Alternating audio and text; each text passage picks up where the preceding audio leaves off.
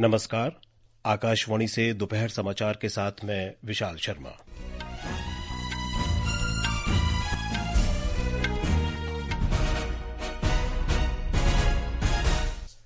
मुख्य समाचार। संसद में बिहार की मतदाता सूची और अन्य मुद्दों पर गतिरोध जारी। लोकसभा में ग्रुप कैप्टन शुभांशु शुक्ला के अंतरिक्ष मिशन पर चर्चा। विदेश मंत्री डॉक्टर सुब्रमण्यम जयशंकर आज शाम नई दिल्ली में चीन के विदेश मंत्री वांग यी के साथ द्विपक्षीय वार्ता करेंगे। केंद्र सरकार नकली कीटनाशक, उर्वरक और बीज उत्पादन में शामिल कंपनियों के खिलाफ सख्त कार्रवाई करेगी। मौसम विभाग का आज महाराष्ट्र, गुजरात, आंध्र प्रदेश और ओडिशा के कुछ हिस्सों में मूसलाधार वर्षा का अनुमान। जम्मू कश्मीर के कई जिलों में बाढ़ की चेतावनी। यूक्रेन में संघर्ष विराम के लिए यूक्रेन के राष्ट्रपति वोलोदिमिर जेलेंस्की और यूरोपीय नेता आज वाशिंगटन में अमेरिका के राष्ट्रपति डोनाल्ड ट्रंप से मुलाकात करेंगे। और बुल्गारिया में अंडर 20 फ्री स्टाइल कुश्ती विश्व चैंपियनशिप में पहलवान विशाल आज कांस्य पदक के लिए खेलेंगे। अब समाचार विस्तार से। संसद के दोनों सदनों की कार्यवाही इस समय जारी है।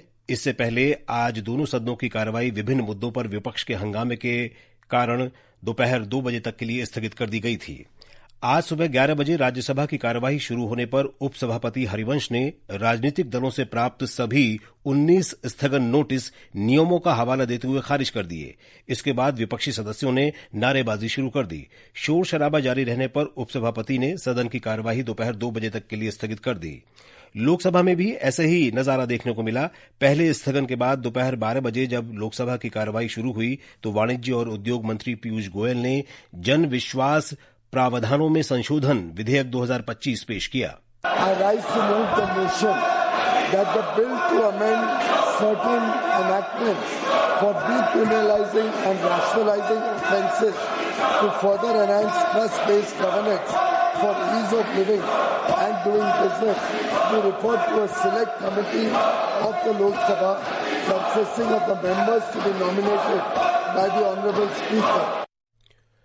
वहीं केंद्रीय शिक्षा मंत्री धर्मेंद्र प्रधान ने भारतीय प्रबंधन संस्थान संशोधन विधेयक 2025 पेश किया। ये विधेयक भारतीय प्रबंधन संस्थान अधिनियम 2017 का स्थान लेगा। Honorable Chairperson Madam, with your kind permission, I move to leave to the introduced bill further to amend the Indian Institute of Management Act 2017. जो सदस्य इसके पक्ष में है वो हाँ कहें, जो सदस्य इसके विरोध में है वे ना कहें। मेरे विचार में निर्णय हाँ वालों के पक्ष में हुआ, हाँ वालों के पक्ष में हुआ। माननीय मंत्री जी विधेयक को प्रस्तावित करें। Madam, I introduce the bill. इससे पहले सुबह 11 बजे लोकसभा की कार्यवाही शुरू होते ही विपक्षी दलों ने कई मुद्दों पर हंगामा शुरू कर दिया। लोकसभा अध्यक्ष ओम बिरला ने कहा कि कुछ सदस्य कार्यवाही में बाधा डाल रहे हैं जो उचित नहीं है। मैं आपसे आग्रह कर रहा हूं और चेतावनी दे रहा हूं, किसी भी मान्य सदस्य को ये प्रिविलेज नहीं है सरकारी संपत्ति को तोड़ने का प्रयास करें। अगर आपने सरकारी संपत्ति को तोड़ने का प्रयास किया तो मुझे कुछ निर्णायक फैसले करने पड़ेंगे और देश की जनता आपको देखेगी। कई विधानसभाओं के अंदर इस तरह की घटना पर मान्य सदस्यों के खिलाफ कार्रवाई हुई है। लोकसभा में अंतर्राष्ट्रीय अंतरिक्ष स्टेशन से भारत के पहले अंतरिक्ष यात्री कैप्टन शुभांशु शुक्ला के आगमन पर विशेष चर्चा शुरू हुई। अंतरिक्ष राज्य मंत्री डॉक्टर जितेंद्र सिंह इस समय सदन में बोल रहे हैं। अध्यक्ष जी, आज एक ऐसा वक्त है जब सारा देश जश्न के माहौल में है।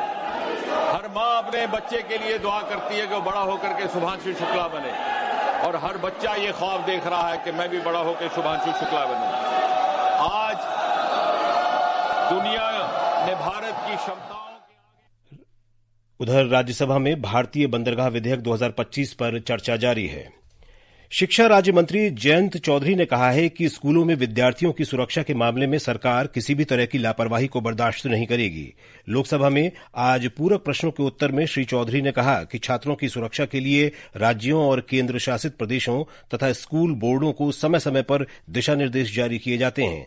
उन्होंने कहा कि हाल ही में केंद्रीय शिक्षा मंत्रालय ने इस संबंध में राज्यों और केंद्र शासित प्रदेशों को पत्र लिखा है। सेफ्टी पे जीरो टॉलरेंस पॉलिसी है, एनईपी में प्राविधान है और समय समय पे भारत सरकार भी राज्य सरकारों को स्टेट बोर्ड्स को, सभी बोर्ड्स को, सभी मैनेजमेंट के स्कूलों को इस संबंध में गाइडलाइन जारी करती है। कोई समझौता बच्चों के सेफ्टी से हम नहीं कर सकते हैं। महाराष्ट्र के राज्यपाल सीपी राधाकृष्णन उपराष्ट्रपति चुनाव में राष्ट्रीय जनतांत्रिक गठबंधन एनडीए के उम्मीदवार होंगे। भारतीय जनता पार्टी के राष्ट्रीय अध्यक्ष और केंद्रीय मंत्री जेपी नड्डा ने कल नई दिल्ली में भाजपा मुख्यालय में पार्टी संसदीय बोर्ड की बैठक के बाद मीडिया को ये जानकारी दी। सभी के साथ चर्चा हुई, सुझाव मांगे गए और उसके बाद फिर ये तय हुआ कि हमारे उपराष्ट्रपति के प्रत्याशी के रूप में हमारे महाराष्ट्र के राज्यपाल श्री सीपी राधाकृष्णन जी, चंद्रपुरम पुन्नासामी राधाकृष्णन जी, उनको हम एनडीए का प्रत्याशी बनाएंगे। प्रधानमंत्री नरेंद्र मोदी ने एनडीए के इस फैसले का स्वागत किया है। इस बीच जनता दल यूनाइटेड के राष्ट्रीय अध्यक्ष और बिहार के मुख्यमंत्री नीतीश कुमार ने कहा है कि उनकी पार्टी उपराष्ट्रपति के चुनाव में श्री राधाकृष्णन का समर्थन करेगी। निर्वाचन आयोग ने बिहार की मसौदा मतदाता सूची से हटाए गए 65 लाख लोगों की सूची जारी कर दी है। मसौदा सूची विशेष गहन पुनरीक्षण के बाद 1 अगस्त को जारी हुई थी। इस बीच बिहार में मतदाता अधिकार यात्रा के अंतर्गत वरिष्ठ कांग्रेस नेता राहुल गांधी औरंगाबाद जिले के देव पहुंचे। आज बिहार में उनकी मतदाता अधिकार यात्रा का दूसरा दिन है। श्री गांधी आज शाम गया में एक जनसभा को भी संबोधित करेंगे। ये समाचार हमारी वेबसाइट www.newsonair.gov.in और हमारे न्यूज ऑन एआईआर ऐप पर भी उपलब्ध हैं। दोपहर समाचार में आपका फिर स्वागत है। विदेश मंत्री डॉक्टर सुब्रमण्यम जयशंकर आज शाम नई दिल्ली में चीन के विदेश मंत्री वांग यी के साथ द्विपक्षीय वार्ता करेंगे। चीन के विदेश मंत्री और कम्युनिस्ट पार्टी पोलित ब्यूरो के सदस्य वांग यी आज से 2 दिन की भारत यात्रा पर रहेंगे। राष्ट्रीय सुरक्षा सलाहकार अजित डोभाल के निमंत्रण पर उनकी ये यात्रा हो रही है। चीन के विदेश मंत्री भारत के विशेष प्रतिनिधि डोभाल के साथ भारत चीन सीमा विवाद पर विशेष प्रतिनिधि मंडल स्तर की वार्ता के 24वें दौर में शामिल होंगे। केंद्रीय कृषि और किसान कल्याण मंत्री शिवराज सिंह चौहान ने कहा है कि नकली कीटनाशक और खाद बीज बनाने वाली कंपनियों के खिलाफ सख्त कार्रवाई की जाएगी। हमारे संवाददाता ने बताया है कि श्री चौहान मध्य प्रदेश में नकली दवा छिड़काव से सोयाबीन की फसल को हुए नुकसान का निरीक्षण करने पहुंचे थे। केंद्रीय कृषि एवं किसान कल्याण मंत्री शिवराज सिंह चौहान को नकली खरपतवार नाशक दवा से सोयाबीन की फसलों को हुए नुकसान की शिकायतें मिली थी। श्री चौहान ने कहा कि ऐसी कंपनियों के खिलाफ पूरे देश में व्यापक अभियान चलाया जाएगा। किसी एचपीएम कंपनी की दवाई डालने के कारण ये हुआ है। एक उच्च स्तरीय वैज्ञानिकों का दल इन खेतों का निरीक्षण करेगा और जिस कंपनी ने ऐसी दवाई दी किसानों को विधि सम्मत सख्त कार्रवाई उसके खिलाफ की जाएगी। श्री चौहान के निर्देश पर भारतीय कृषि अनुसंधान परिषद ICAR द्वारा तत्काल जांच समिति गठित कर दी गई है। यह समिति आज खेतों में जाकर फसल को हुए नुकसान की जांच कर रही है। विपिन मिश्रा, आकाशवाणी समाचार, भोपाल। इलेक्ट्रॉनिकी और सूचना प्रौद्योगिकी मंत्री अश्विनी वैष्णव ने कहा है कि भारत उत्पाद संचालित राष्ट्र बनने की ओर अग्रसर है। इसका मुख्य उद्देश्य भारतीय बौद्धिक संपदा पर आधारित चिपसेट विकसित करना है। सोशल मीडिया पर एक राष्ट्रीय दैनिक का लेख साझा करते हुए उन्होंने सेमीकंडक्टर अभियान, विशेष रूप से डिजाइन लिंक्ड इंसेंटिव DLI योजना का उल्लेख किया। इस योजना का उद्देश्य चिप और डिजाइन के क्षेत्र में स्टार्टअप्स को बढ़ावा देना है। मौसम विभाग ने आज छत्तीसगढ़, तटीय आंध्र प्रदेश, तटीय कर्नाटक, कोंकण, गोवा, मध्य महाराष्ट्र, ओडिशा, दक्षिण आंतरिक कर्नाटक और तेलंगाना में कई स्थानों पर मूसलाधार वर्षा का रेड अलर्ट जारी किया है। मुंबई में मूसलाधार वर्षा से यातायात बाधित हुआ है और लोकल ट्रेन देरी से चल रही हैं। हमारी संवाददाता ने बताया है कि अंधेरी, घाटकोपर, नवी मुंबई और दक्षिण मुंबई में मूसलाधार बारिश जारी है। मौसम विभाग ने 19 अगस्त तक मुंबई और पुणे शहर में भारी बारिश की चेतावनी दी है। छत्रपति शिवाजी महाराज अंतर्राष्ट्रीय हवाई अड्डे ने एक एडवाइजरी जारी कर यात्रियों को यात्रा से पहले उड़ान की स्थिति की जांच करने की सलाह दी है। बृहन मुंबई नगर निगम ने मौसम विभाग द्वारा जारी रेड अलर्ट के कारण मुंबई के स्कूलों और कॉलेजों को बंद रखने का निर्देश दिया है। भावना, आकाशवाणी समाचार, मुंबई।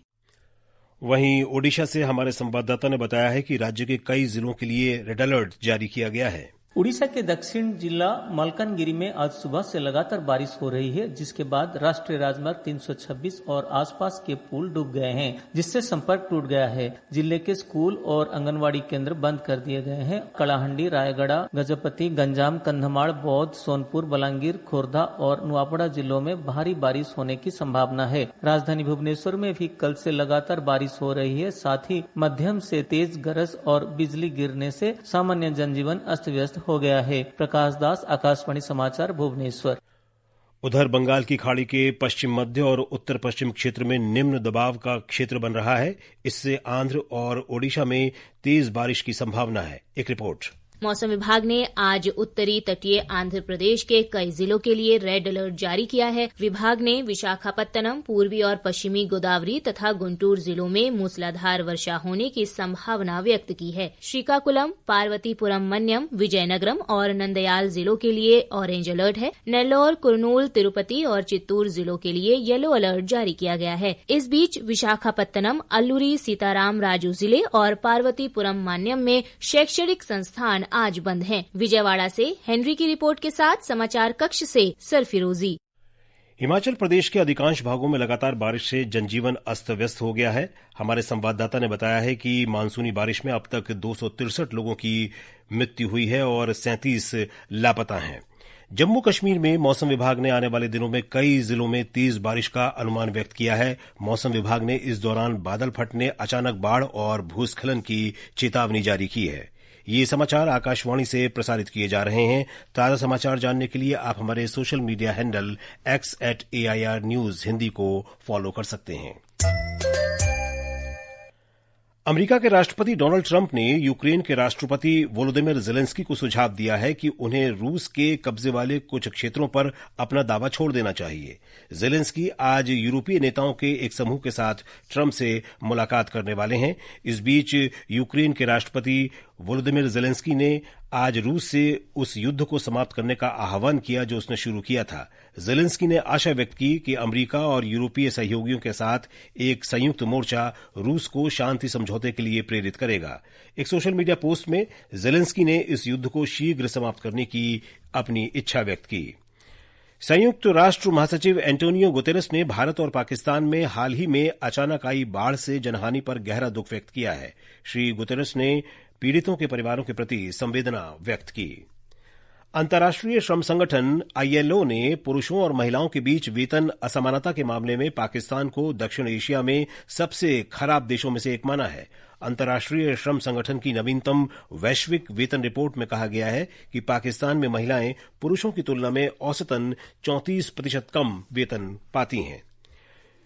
बात खेलों की। फ्री स्टाइल अंडर 20 विश्व कुश्ती चैंपियनशिप में भारतीय पहलवान विशाल बुल्गारिया में आज कांस्य पदक के लिए खेलेंगे।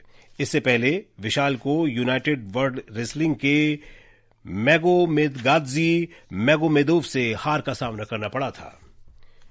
मौजूदा विश्व चैंपियन और 2 बार के ओलंपिक पदक विजेता नीरज चोपड़ा ने इस वर्ष के डायमंड लीग फाइनल में जगह पक्की कर ली है। फाइनल 27 और 28 अगस्त को स्विट्जरलैंड के ज्यूरिख में होगा।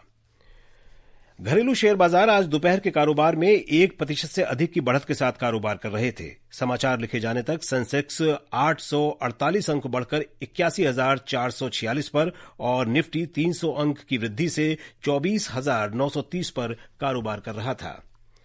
और अब अंत में मुख्य समाचार एक बार फिर। संसद में बिहार की मतदाता सूची और अन्य मुद्दों पर गतिरोध जारी। लोकसभा में आज ग्रुप कैप्टन शुभांशु शुक्ला के अंतरिक्ष मिशन पर चर्चा हुई। विदेश मंत्री डॉक्टर सुब्रमण्यम जयशंकर आज शाम नई दिल्ली में चीन के विदेश मंत्री वांग यी के साथ द्विपक्षीय वार्ता करेंगे।